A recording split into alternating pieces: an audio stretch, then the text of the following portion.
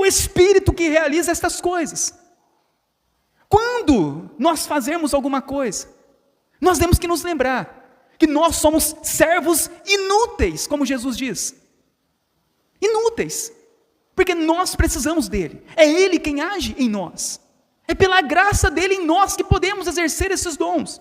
Então nós sempre nos lembraremos, quando você fizer algo bom, lembre-se, somente Deus pode receber glória, e não nós. E aqui ele continua dizendo, e é ele quem distribui a cada um como lhe agrada, mostrando que é Deus quem vai dar o dom a cada um, conforme a vontade dele para nós. E mostrando novamente que cada um tem o dom, porque ele distribui a cada um. Irmãos, em todo caso, o uso dos dons do Espírito Santo deve ser feito de tal modo que a igreja toda seja servida. E no final, Deus, por meio de Jesus Cristo, seja glorificado. Imagina, irmãos, nós pegarmos esses dons que ainda estão em evidência, e todos esses dons entre nós. Imagina que bênção será a igreja. Imagina como que a igreja será fortalecida. Imagina como todos os irmãos serão abençoados por causa desse dom. Mas imagina, se só meia dúzia manifestar o dom, e 99 ficar apenas assistindo, o que acontecerá? A engrenagem ela não andará, não será uma igreja saudável. Não sou eu que sou a igreja, não são os diáconos que são a igreja somos todos nós.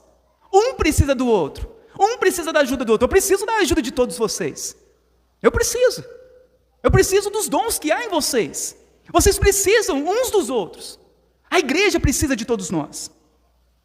Então todos os que são cristãos verdadeiros, que foram salvos, que têm o Espírito Santo, têm algum dom, e você precisa de usar esse dom para servir a nossa comunidade de fé. Um precisa do outro, todo cristão é importante na igreja. E a pergunta, irmãos, que nós devemos fazer nessa noite: qual é, ou quais são os nossos dons? Qual é o teu dom? Qual é o teu chamado dentro da igreja? Por que Deus te trouxe aqui neste lugar? O que Deus ele espera de você? O que você pode contribuir com o reino de Deus? E é essa reflexão que nós vamos fazer nessa noite em nosso coração. Qual é o dom que Deus me deu? Qual é o meu chamado ministerialmente? O que Deus espera de mim neste lugar?